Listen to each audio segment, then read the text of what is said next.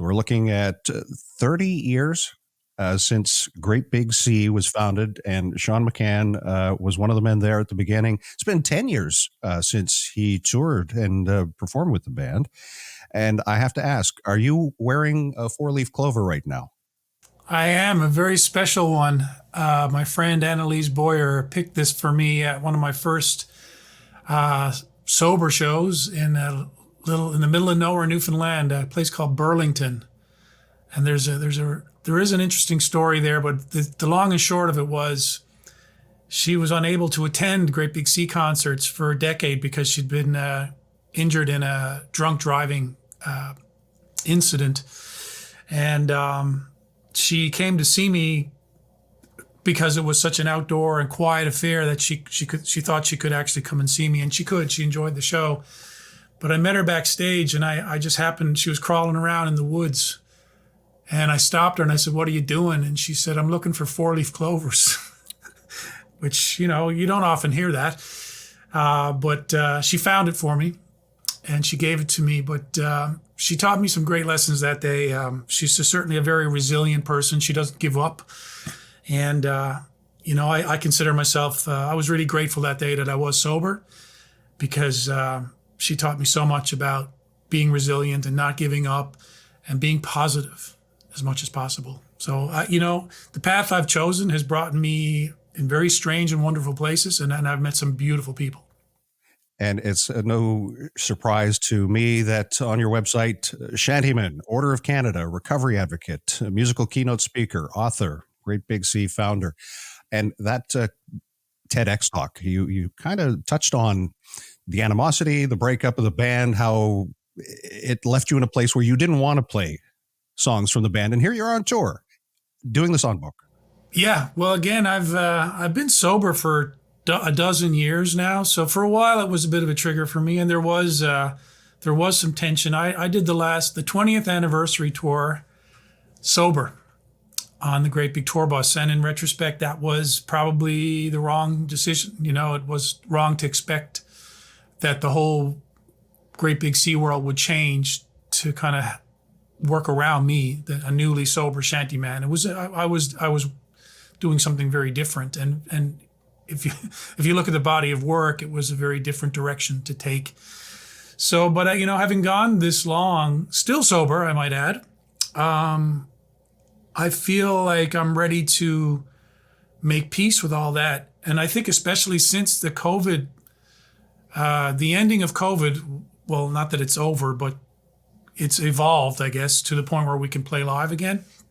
I honestly felt that, we'd come out of after all the social isolation, I thought the world would genuinely want to be united and be together, and it would be the summer of hugs. And that's not where we find ourselves at all. Like it seems strange to me that we've come out of COVID, this global crisis, ready for a fight for the most part. And you see this is evident in the news and literally in wars happening in the world, and certainly in the polarized politics of America and certainly Canada as well. And it just made me think, we need to find reasons to celebrate. 30 years is a reason to wave a flag, And in my case, it's a white flag, because I really feel like the differences we do have left really are insignificant compared to the challenges the world faces today. And I honestly want to, be a force for peace and in uniting and together. These are the flags I would like to wave. So that's why I'm out. I think, and what I've done with these, it's I don't have a band. Who can afford a band anymore? Sheldon, no one can afford that. But I have the catalog. I'm able to do it. I mean, these songs really have kind of helped me get through this year. And I wouldn't be able to do it without the fans, who are still out there in legion. And they come out every night and they sing along, and they, in essence, become my band. And we become Great Big Sea for that 90 minutes again. And it feels really good. And that can't be a bad thing. And I don't want to dwell on any negative, but I love this quote from you. Anger is our real enemy. The only weapon that works against anger is love. And these are trying times. People are angry at each other all the time. Yeah, again, I don't know why it's now. I guess there's many stresses, but it's again, I believe that we would want to be together more after this forced isolation, but that's not where we are. So, we do what we can. We try. And to bring people together in a room where they can sing together, even when they're not in agreement, like they're, in a room with 300 people in it or more, there's definitely going to be division. I see it every night. I bring it up every night, and then I remind people that, but we can do this. So let's remember this, and let's take this into tomorrow. And remember that even though we disagreed completely last night, we came together and we agreed on the chorus of a song. That's a start. That's the middle ground. That's what we need to remember. We are all human beings. We can do this together. We got through COVID only by working together. We'll get through whatever's next only together. Like, we are bound together, and we need to make it work. You've had several albums since you've embarked on the solo career, since your sobriety, and you've talked about the muse that is the music. And looking back on these songs, it's part of our time to talk about triggers or things that are going to cue you to a certain thought or behavior. How do you deal with that, knowing that these songs were born of a time where, in many ways, you were tamping down what was really at your heart? Yeah, I had to work through that. I had to literally make peace with the catalog, with the past. This is part of anyone in recovery. This is part of the process. So it's not something new. It is something I probably put off until I was, stuck home for 2 years, which was difficult in and of itself. But, I have processed it, and I've taken it all inwards, and I've let it come out again in a fresh new light that, if anything, if I can get up there and sing those anthems, a lot of them, a lot of the songs I wrote were literally about drinking and forgetting your problems. But I'm the guy who's now, the guy in Great Big Sea who's actually quit drinking, and if that guy can do it, then anybody can. So I think I always look for a purpose. And I think that now maybe there's a purpose. I know addiction levels are skyrocketing and have since the COVID crisis. And, I think that me doing this now is, it's a reason to find that common ground, but it also proves that hard things can be done. If anything, I've proved that. Your wife is a big part of the book. She helped co-write that. She was the one who gave you that choice. You can stay on that path alone, or at least not with her. And I'm wondering how she is helping you through this celebration of the music, the part of the career that you built, the songs that you came up with, and the fact that you appear to be in such a much better place for your whole family. Yeah, Andrea is my one good reason, and I'd be lost without her. We can't do it all on our own. And she was definitely concerned about this when this idea came across my mind. And initially it started with, let's reach out to Alan and Bob and Daryl and see if we can do a show. What would be cooler than that? And that couldn't happen. People were just busy, and I guess I just had more of a desire for that to happen than my former partners, but it didn't happen. I still hope that it will happen at some point, and I'll remain available to it if it ever does. So I was kind of disappointed. I made an honest effort. Didn't work. And then I'm like, well, I still want to do it. I still think there's value in the idea. And Andrea was the first one to remind me about, this was a source. This was not a healthy place for you to be. That world was almost killed you, And I said, yeah, but I'm not that person anymore. And once we established that my motivation was pure, that it wasn't about me, it was about the people I could affect, the Great Big Sea fans that are there, the positive white flag of togetherness, she got on board cautiously. And, she's been with me every step of the way. And all I can say is it hasn't been a trigger at all. It hasn't been that. It's been the opposite of that. So, again, the anger and all those things, these were the issues, the underlying issues. The music, really, it wasn't the song's fault, So I get up there, and I like to think, even though I incorporate the catalog, that I still have a story that many people do know, and those that don't, I still share that. And I hope it matters, and I really hope it helps. I met a man who had come to his sobriety fairly early in life. And he said, there's only so many beer you can drink. And I used that up by the time I was 27. But he didn't want to be seen as preachy. He didn't want to be seen as someone, friends and family would say, oh, well, will you talk to so-and-so? And he's like, until you see that light yourself, you're not coming to this side of the table. You're going to be who you are until you realize, as you say, that one good reason, that higher power, which just so happened to be, in your case, your wife. Do you call it redemption? Do you call it salvation? I'm not asking you about your spirituality, given how you described the incidents while you were young, the things that took you to this place where you described what happened and why you perhaps hid in a bottle for so long. I think everyone has to find their own kind of way forward, and whatever works. Obviously I'm not a fan of organized religion. I don't do that, but I believe if I have a religion at all, it's music. If religion is the thing that we as humans need to help us understand things that are really hard to understand, and to like the meaning of life, which it's hard to figure that out, and to help us through the difficult times that we cannot avoid. Hank Williams will never get out of this world alive, right? So these are hard things.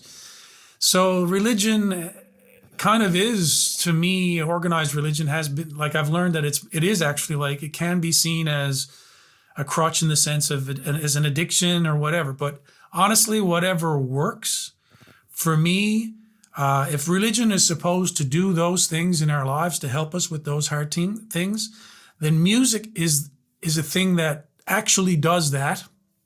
Help us do hard things, help us make sense of the world, especially when it's really hard to make sense of it. Music literally helps us do that without all the bullshit, for lack of a better word, and certainly the negative side effects and the problems with giving absolute power to human beings who are corrupt. So for me, it's always been, that's a revelation that came to me. Like I'm not alone as long as I have my guitar in my hand and a song ready to go. Like I don't even do interviews without a guitar in my hand. I feel instantly at peace. So that's Brownie? Powerful. That's a powerful thing. Is that Brownie? No, Brown is actually getting in the shop, getting some work done. He's been working very hard. He's at the guitar spa, getting ready for the final legs of the tour, which will bring me to Nova Scotia, which is Dartmouth on the 28th of September. I see the show in Chester's already sold out. Chester on the 30th is sold out. Chester Playhouse, which has risen from the ashes. It has. I mean, that's awesome. I can't wait to get back there. I haven't been there in 20 years. I mean, the last time I was there was with Great Big Sea in the 90s. So, and they've had their struggles for sure. So I'm happy to be a part of that. And I think there's 7 tickets left in Annapolis Royal at the King's Theater there. So it'll be a busy weekend, and I'm just really looking forward. I've taken this show across the country. This is the last maritime little run. So I'm eager to share it. Halifax, Nova Scotia was the first place that we left Newfoundland to visit. It was a big deal then, and it's a big deal now to me. Time in the lower deck for sure. Yeah, there's still parts of me left in the lower deck. I left there. As one of those universal truths is that the more honest you are, the more likely people are to pick up what you're putting down. A song that's very personal speaks to the universality of humanity. And do you have a set list that is for each and every show? Do you change it up? I'm curious as to how you approach that, knowing that these all come to you at different times and the songs mean different things to you. Yeah, this is a kind of I've settled on a set show, and it was largely, I did ask for set list recommendations, and I've tested it out fairly well. And it came down to my favorites, which I have, and that I probably didn't get to sing, so that I will now get to sing. It's my turn. But also the greatest hits. The fans still want to hear them, and that makes sense. So it's all Great Big Sea. It's all the hits and some special things. And it does change a little bit from night to night, but it is a kind of a scripted show. It's a tribute show. Part of the reason I got into this was because I kept, as an independent artist, I mean, I don't have a label or a manager or an agent or anything really.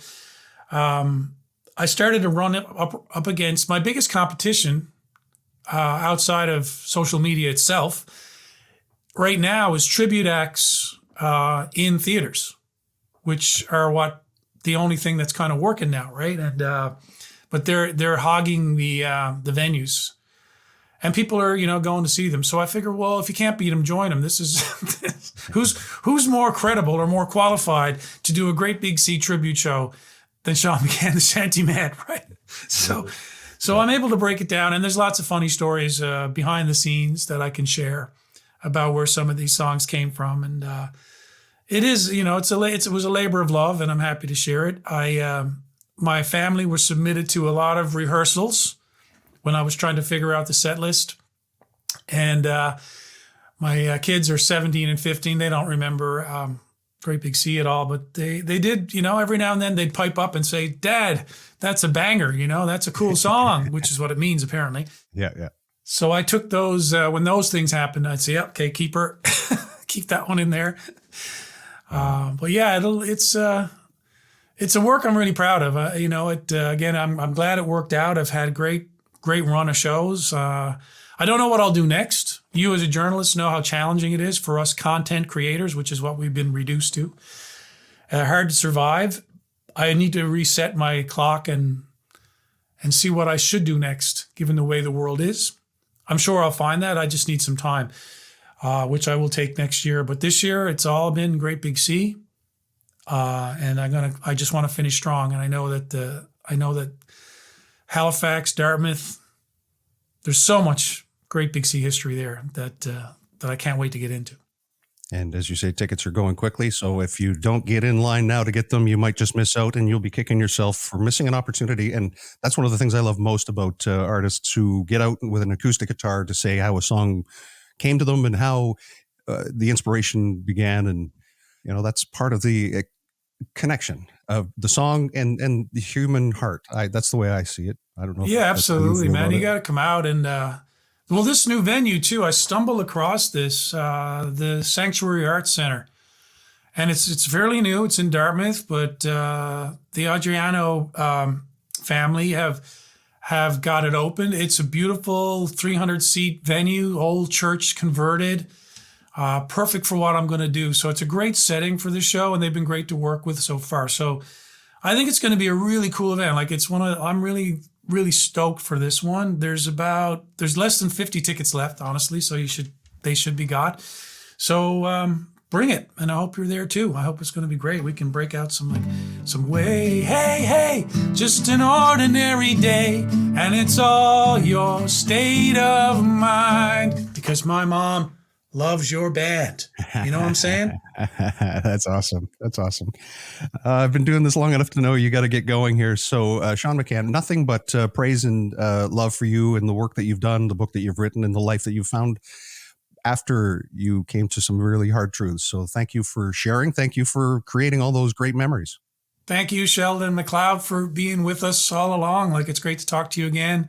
I feel like we're on the same path in many ways, and we'll find our way. Don't give up. Keep singing, and I hope to see you in Dartmouth on the 28th. Yeah, stay COVID-free. Be healthy.